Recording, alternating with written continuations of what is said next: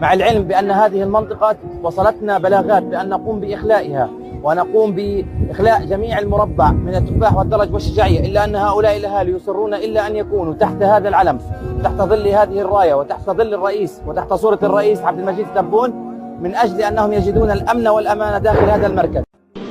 الآن دمر بالكامل المبنى الذي تقيمه جمعية البركة الجزائرية،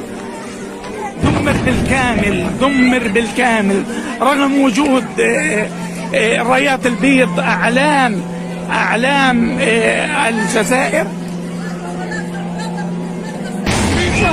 شهداء دمر بالكامل، شهداء. الآن دمر بالكامل المبنى الذي تقيمه جمعية البركة الجزائرية،